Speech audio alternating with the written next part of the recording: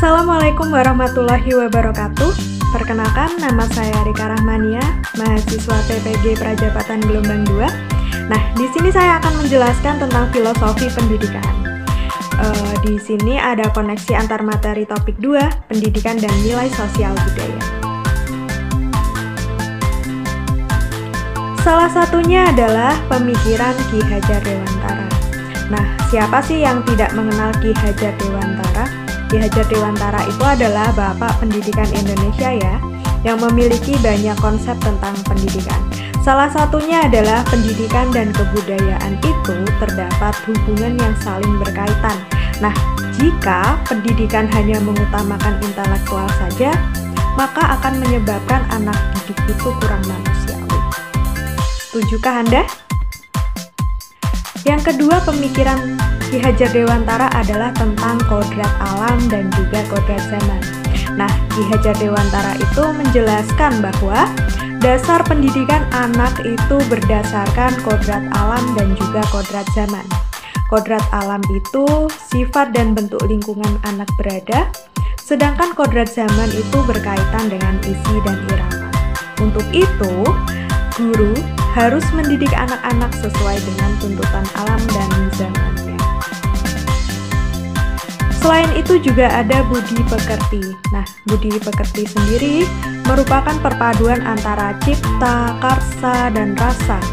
Keluarga menjadi tempat utama melatih pendidikan sosial.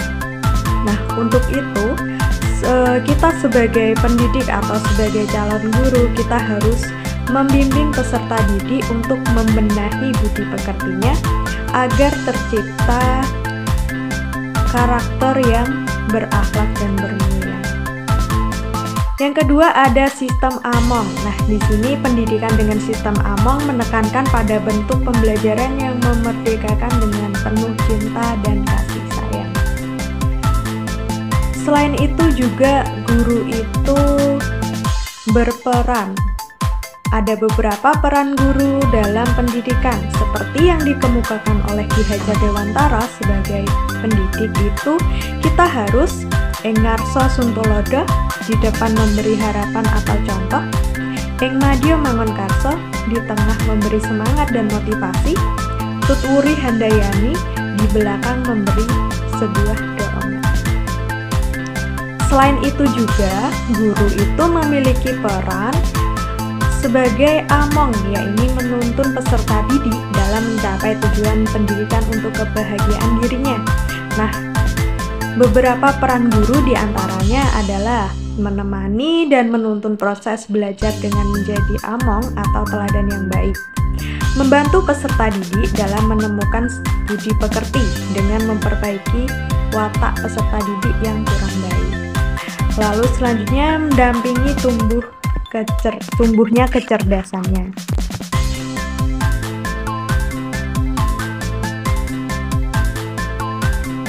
Nah, dari pemikiran Ki Hajar Dewantara tersebut, pada saat mempelajari topik 2 ini, yang saya percaya tentang peserta didik dan pembelajaran di kelas sebelum saya mempelajari topik ini yaitu, sebelumnya saya percaya bahwa peserta didik itu merupakan sebuah objek pendidikan dan bukan sebuah subjek.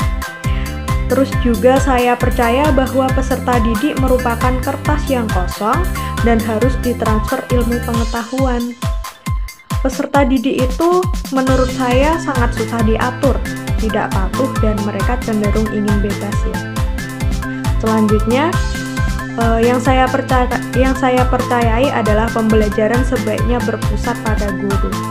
Guru itu mengajar cenderung monoton dan juga membosankan. Nah, setelah saya mempelajari topik 2 ini, saya percaya bahwa peserta didik itu ternyata merupakan sebuah subjek dalam pembelajaran dan bukan objek. Maka dari itu, dalam pembelajaran itu harus disesuaikan dengan karakteristik peserta didik masing-masing. Nah, saya juga percaya setelah mempelajari topik 2 ini bahwa guru menerapkan sistem Among yang menuntut juga membimbing peserta didik ke arah yang lebih baik lagi, tetapi tidak dengan paksaan. Selain itu juga pendidikan saat ini harus merdeka, mengutamakan kepentingan peserta didik dengan menerapkan gaya, model, strategi belajar yang mereka sukai. Nah, untuk itu yang dapat saya terapkan di kelas agar dapat merefleksikan pemikiran Ki Hajar Dewantara, yang pertama adalah menjadi teladan dan contoh yang baik dalam sikap maupun perbuatan. Yang kedua, memberi kebebasan peserta didik untuk mengeksplor pengetahuan. Yang ketiga, menggunakan media dan model pembelajaran yang disesuaikan dengan karakteristik peserta didik. Yang keempat adalah menanamkan nilai budi pekerti yang luhur kepada peserta didik.